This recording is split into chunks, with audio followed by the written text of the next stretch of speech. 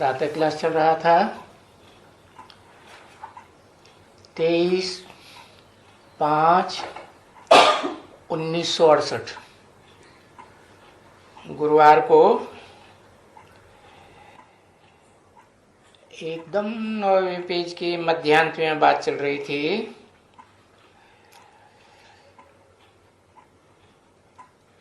कि वो जो शास्त्र हैं दुनिया में, और वो गुरु लोग उन शास्त्रों की अथॉरिटी हैं, शास्त्रों के सागर।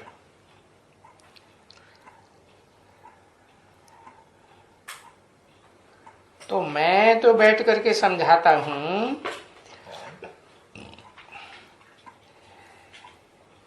कि वास्तव में ज्ञान सागर तो मैं हूं।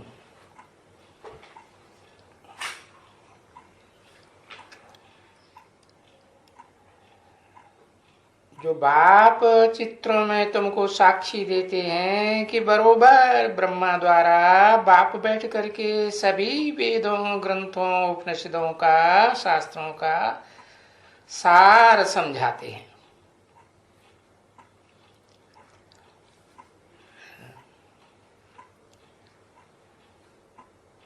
तो अभी देखो, इस बात को समझो कि किसके द्वारा समझाते हैं और कौन समझाते हैं।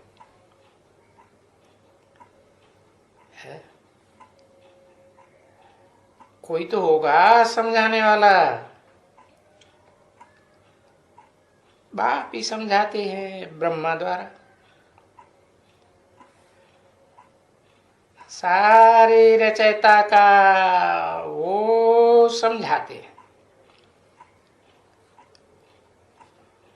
रचना के आदि मध्य अंत का सब समझाते हैं।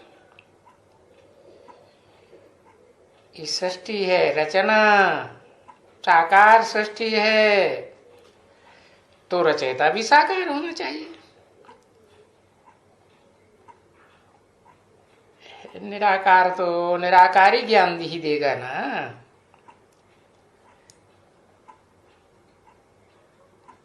तो सारी साकार सृष्टि का जो रचयिता है, मनुष्य सृष्टि का बाप, जिसे राम बाप भी कहते हैं, उसके द्वारा एकदम सारे शास्त्रों का, चाहे वो देवी देवता सनातन धर्म के शास्त्र हों, हिंदुओं के शास्त्र हों, या इस्लामी, बौद्ध, क्रिश्चियन आदि धर्म पिताओं के शास्त्र हों, सबका सार समझाते हैं एकदम। क्योंकि सभी धर्मों में भक्ति तो करते हैं ना, अंधश्रद्धा वाली। तो जानते भी नहीं है कि भक्ति किसको कहा जाता है और ज्ञान किसको कहा जाता है। अंधश्रद्धा को भक्ति कहा जाता है और श्रद्धा विश्वास को ज्ञान कहा जाता है। तो देखो भक्ति में कितना अंधियारा है।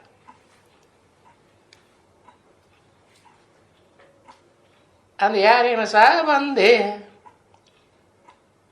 जैसे कहानी आती है कि अंधों को, अंधे बच्चे थे पढ़ने वाले, उनको हाथी का ज्ञान लेना था, तो बच्चों को हाथी के अंग पकड़ाई दिए, देखो ये है हाथी। तो किसी ने टांग पकड़ी तो कहा कि खंभ जैसा हाथी है, किसी ने पूंछ पकड़ी, किसी ने कान पकड़े, कान पकड़े वो कहता सूप जैसा हाथी है, किसी ने पेट पकड़ा, कहा कि अरे ये तो पहाड़ जैसा इतना बड़ा हाथी है। तो ऐसे ही भगवान बाप के बारे में ये सारी दुनिया अंधकार में पड़ी हुई है कि वो भगवान बाप क्या है। तो मैं आता ही तब हूं जब भक्ति का अंत होता है और ज्ञान की आदि होनी होती है। भक्ति का अंत माना कलयुग का अंत, और सरग का सोझरा, सतयुग का सोझरा। तो घोर सोझरे, अंधियारे से घोर सोझरा होता है। जब ये टाइम होता है तब मैं आता हूं।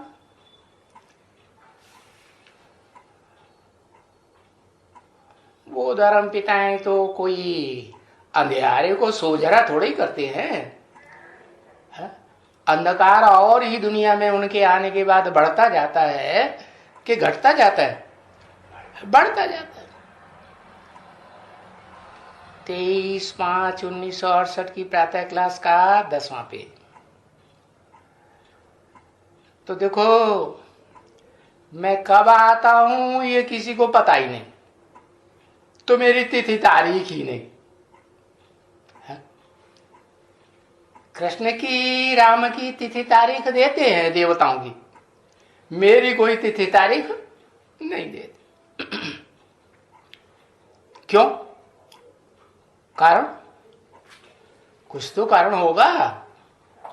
हाँ, क्योंकि मैं जब प्रवेश करता हूं तो किसी को पता ही नहीं चलता मैं कब आया कब गया। हाँ, इस ब्रह्मा नामधारी को, दादा लेखराज को पता चलता है, इसको भी पता नहीं चलता। और उस परम ब्रह्म नामधारी को, जो बड़े से बड़ा ब्रह्मा परम ब्रह्म कहा जाता है, परम माने बड़े से बड़ा, उससे बड़ा कोई ब्रह्म होता ही नहीं, तो उसको पता चलता है? उसको भी पता नहीं चलता। तो देखो, मेरी तिथि तारीख है ही नहीं।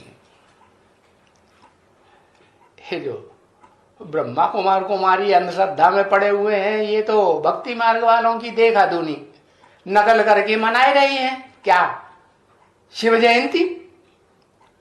उन्हें पता ही नहीं है जयंती साकार की होती है या निराकार की होती है। साकार की जयंती होती है, जयंती मनाई जाती है। मैं तो निराकार हूं। गीता में भी लिखा है, अणु अणियान समानुस्मरेति, अणु से भी अणुरूप हूं। है जैसे बिंदु की कोई लंबाई चौड़ाई नहीं होती, अणु की भी कोई लंबाई चौड़ाई नहीं हो सकती। तो मेरी कोई तिथि तारीख नहीं है। जो बादशाही जिसको मैं देता हूं नंबर 1 को, क्या इस दुनिया में कितने मनुष्य हैं नंबरवार? ज्यादा से ज्यादा कलयुग के अंत में जब इस सृष्टि का विनाश होता है तो 500-700 करोड़ मनुष्य होते हैं।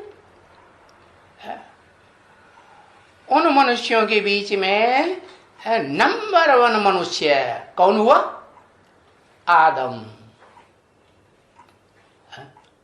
आदि पुरुष, जिसको मुसलमान भी मानते हैं, इस्लामी भी मानते हैं, क्रिश्चियंस भी मानते हैं, एडम कहते हैं। भारत में हिंदू आदिदेव कहते हैं, जैनी लोग आदिनाथ कहते हैं। नाम में देखो साम्य है कि नहीं है? समानता है।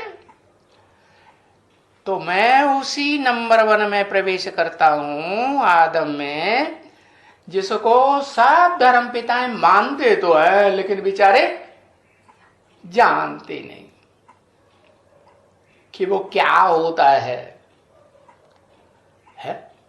हाँ, किसी को पता नहीं है कि वो हीरो पार्टधारी है इस सृष्टि रूपी रंगमंच का, नंबर 1 है। जब मैं आता हूं, ब्रह्मा के तन से, ब्रह्मा के मुख से ज्ञान सुनाता हूं, तो नंबर 1 चोटी का ब्राह्मण है? उसे चोटी के ब्राह्मण को नाम ये चोटी क्यों दिया? जो ब्राह्मणों को चोटी दिखाते हैं ना, सबसे ऊपर होती है ना, किसकी यादगार? वो देखो पहाड़ों का प्रतीक दिखाते हैं, जड़ पहाड़ों का। क्या, कौन सा है? उसका नाम है कि नहीं? उस पहाड़ की चोटी का कोई नाम है दुनिया में? एवरेस्ट चोटी है। दुनिया का ऊंचे से ऊंचा पहाड़ है हिमालय पहाड़, और हिमालय पहाड़ की सबसे ऊंची चोटी, उसकी यादगार देखो जड़ षष्ठी में भी बनी हुई है कि नहीं? हाँ, तो देखो जैसे ये सितारे हैं, वो तो आसमान के सितारे हैं, जड़ सितारे हैं, लेकिन उनके मानिंद तुम बच्चे धरती के सितारे हो, नंबरवार पुरुषार्थ अनुसार है। जो शास्त्रों में भक्ति मार्ग में भी 9 लाख सितारे गाए हुए, तो उन 9 लाख सितारों में से कौन सा सितारा है हीरो के रूप में दिखाया जाता है, जिसके आसपास सारे सितारे चक्कर काटते रहते हैं? कोई है या नहीं? कौन सा? नाम नहीं मालूम है? ध्रुव तारा। ध्रुव तारा का मतलब क्या हुआ है? कि वो अटल है, अपने स्थान से हिलता नहीं। सारी दुनिया उसका दुश्मन बने तो भी उसको कोई हिला ही नहीं सकता। क्या? नंबर 1 सितारा है ध्रुव तारा। नंबर 1 दुनिया की वो चोटी है, एवरेस्ट चोटी। एवरेस्ट नाम ही रखा हुआ है। कैसा पार्ट बजाता है? एकदम भारतीय पूर्वी सभ्यता का पार्ट बजाता है, त्यागी तपस्वी का पार्ट बजाता है, या पश्चिमी सभ्यता के क्रिश्चियंस का पार्ट बजाता है? क्या क्या अंतर है? वो त्यागी और वो बड़े भोगी। भोगी कि त्यागी? भोगी, महाभोगी, अति के भोगी। तो ये देखो उनकी यादगार भी दिखाई है भारत में। पूरब में दिखाते हैं जगन्नाथ, क्या खाते हैं और क्या उनका भोग लगाया जाता है? बोल, क्या दाल भात खाते हैं कि नहीं? और वो जो पश्चिमी सभ्यता की यादगार वाले श्रीनाथ हैं, पश्चिम में उनका मंदिर यादगार बनाया हुआ है ना, वहां क्या खाते हैं और क्या खिलाते हैं? वही असली घी के बने हुए मालपुए खाते हैं, और दूसरों को भी खिलाते तो हैं, लेकिन पैसे लेके खिलाते हैं साहूकारों को या गरीबों को खिलाते हैं? साहूकारों को खिलाते हैं। तो देखो मैं नंबर 1 बादशाही देता हूं किसको? जो अंतिम जन्म में इस सृष्टि का सबसे गरीबी का पार्ट बजाता है? मैं गरीब निवाज हूं ना।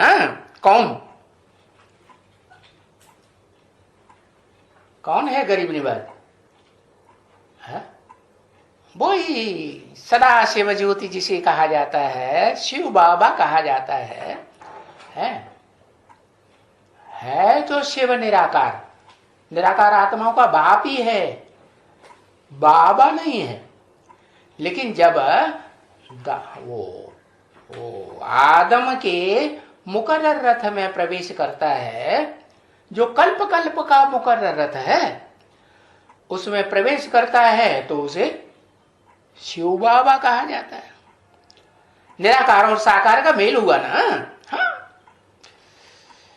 तो फिर उसे गरीब को अंतिम जन्म में आकर के मैं विश्व की बादशाही देता हूं।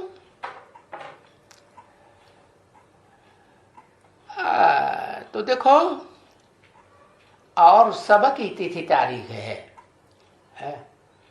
बड़े बड़े देवता हैं जो राम और कृष्ण कहे जाते हैं, उनकी भी तिथि तारीख है। मेरी तिथि तारीख नहीं है। लेकिन जो सबसे नंबर 1 बच्चा होता है, क्योंकि ऐसे नहीं है कि नहीं होता है कि कोई प्रलय होती है प्र माने प्रकष्ट, लय माने लीन, सब खत्म हो जाता है। नहीं, ऐसा कुछ होता नहीं है। जैसे गीता में बताते हैं, गीता में प्रलय बताए देते हैं, क्योंकि बाकी जो बचे 2-4 पांडव बचे ना, कहते हैं ना, महाभारत में लिखा है ना कि जब विनाश हो गया महाभारत युद्ध होने के बाद, तो 5 पांडव बचे, तो 2-4 जो बचे पांडव जो उंगलियों में 5 उंगलियों में गिने जाने योग्य है ना, इसलिए 5 ही दिखाए। तो वो अपने साथ किसको लेके गए? कामी कुत्ते को लेके गए। जा करके हिमालय में गर मरे। अरे कोई दूसरे पहाड़ नहीं मिला उनको गल मरने के लिए? नहीं, वो जो हिमवान दिखाया जाता है ना, हिमवान माने जिसके ऊपर हिम माने बर्फ ही बर्फ जमी रहती है। वो बर्फ है, बर्फ पिघलती होगी कि नहीं? हाँ, जब सूरज की गर्मी जोर से पड़ती है तो वो बर्फ पिघलेगी ना। हाँ, तो ज्ञान सूर्य की बात है।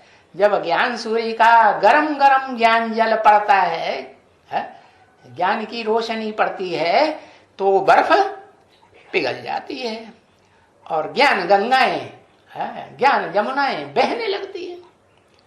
वो समझते हैं वो कोई जड़ नदियां हैं। नहीं, वो तो ज्ञान की नदियों की बात है, जो हिमालय से निकलती है। तो हिमालय में जाकर के वो पांडव और वो कुत्ता गल मरा। तो बताओ फिर बाकी कौन बचे? है, समझा ना? कौन बचा? अरे वही आदिदेव, देवदेव, महादेव, वही बचता है। समझा ना? कौन? जो धर्म का राजा कहा जाता है। धर्म का राजा अर्थात ऊंचे से ऊंचे धर्म पिताओं के बीच में जो महान से महान धर्म पिताएं, ग्रेट फादर्स कहे जाते हैं, उनके बीच में सबसे बड़ा धर्म पिता अल्लाह वल दीन, जिसको मुसलमान भी मानते हैं, होगा या नहीं होगा? हाँ, होगा। समझा ना? तो वो ही बचता है और बाकी सब पांडव क्या सब गल मारे। क्या उनका जो देह है वो गल के खलास हो जाता। तो प्रलय कर दी, ऐसे दिखाई दिया। तभी उसी के कारण मनुष्य फिर बड़ी प्रलय मानते हैं। परंतु ऐसी प्रकष्ट लीन होने वाली प्रलय जिसमें सब लीन हो जाए, किसी कोई कुछ बचे ही नहीं, ऐसा तो होता ही नहीं। ऐसी प्रलय कभी नहीं होती है। अरे यही प्रलय है जिसको विनाश कहते हैं। विशेष नाश होता है इस सृष्टि का। वि माने विशेष, नाश माने नाश। बाकी ऐसे ही नहीं है कि सब कुछ खलास हो जाता है। अरे कुछ तो बचेंगे, नहीं तो नई दुनिया कहां से बनेगी? है, नई दुनिया के लिए कोई जन्म देने वाले चाहिए या नहीं चाहिए? तो देखो, यही स्थापना होती है। बस और वो कल्प कल्प होती रहती है स्थापना। पुरानी दुनिया का विनाश, पुराने स्वभाव संस्कार वालों का विनाश, और जिन्होंने भगवान की श्रीमत पर चल करके भगवान के द्वारा बताए हुए स्वभाव संस्कार दैवी धारण किए, उनकी स्थापना होती है नई दुनिया में। तो ऐसे नहीं है कि भाई नई सृष्टि स्थापन होती है तो कोई और रहते ही नहीं है, जैसे उन्होंने दिखाई दिया है अंधश्रद्धा की बात। क्या शास्त्रों में दिखाई दिया है कि सृष्टि में जब जलमयी हो गई तो समंदर में कृष्ण पीपल के पत्ते पर आया। अरे इतना हल्का फुल्का पीपल का पत्ता और उसके ऊपर कृष्ण बच्चा, तो पीपल का पत्ता डूब जाएगा ना। ऐसे कहीं होता है क्या? इन सब बातों का अर्थ बाप आकर के बताते हैं। हाँ, बाकी ऐसे कोई मनुष्य नहीं होते हैं जो उन्होंने दिखाई दिए हैं कि भाई विनाश हुआ तो कृष्ण जैसे बच्चे सागर में से जन्म ले गए, नंबरवार पुरुषार्थ। हाँ, ये जरूर जानते हो कि जब विनाश होता है तो पहले पहले तो वो ही जिनकी आखानी तुम कहते हो है कि वो यादवों ने ऋषि मुनियों से पूछा, वृष्णवंशियों ने, कि इसके पेट से क्या निकलेगा। तो है बुद्धि रूपी पेट की बात है। उन्होंने कहा इसके पेट में से लोहे के मूसल निकलेंगे। अब वो मूसलों की बात नहीं है, ये मिसाइल्स की बात है। तो इसमें से क्या निकलेगा? उन्होंने बताया मूसल निकलेंगे। अबे किसी को समझ में नहीं आता, वो मूसल ही तो मिसाइल्स हैं आज की दुनिया के जो बन गए, इस दुनिया के विनाश के लिए बने हैं कि अपने अपने घर की सजावट के लिए बने हैं? काय के लिए बने?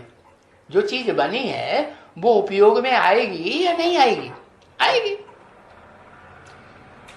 तो बोला इसमें से वो ही निकलेंगे लोहे के मूसल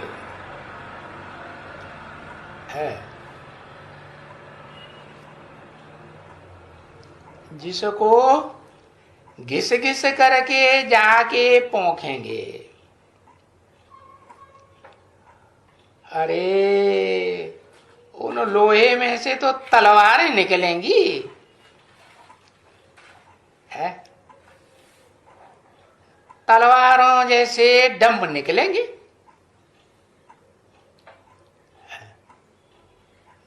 तो वो ही उठाए कर करके शराब पी कर करके एक दो को मार डालेंगे बस।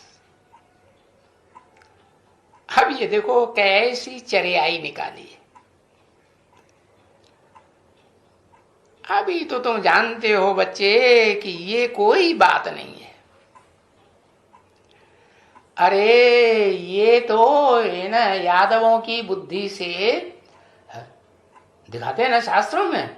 यादव बड़े धनाटे थे, विष्णुवंशी यादव बड़े धनाटे थे, बड़े बड़े ऊंचे महल माड़ियां, कई कई मंजिलों की, सैकड़ों मंजिलों की उनकी अटारियां थी, और बहुत शराब पीते थे।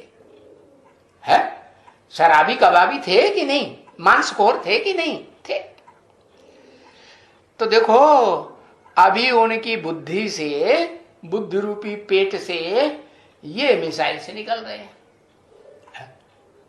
जैसे देह का पेट होता है ना, तो उसमें सब कुछ भक्षण किया जाता है, ऐसे इनकी बुद्धि रूपी पेट से ये मिसाइल से एटम बम निकलते हैं, जिससे इस दुनिया का सब कुछ भक्षण कर जाते हैं, सब खलास।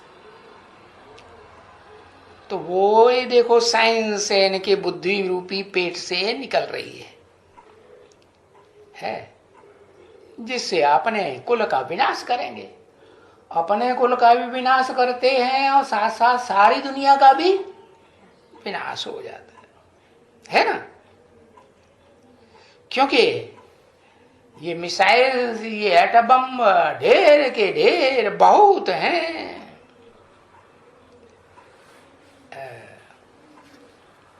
ओम शांति।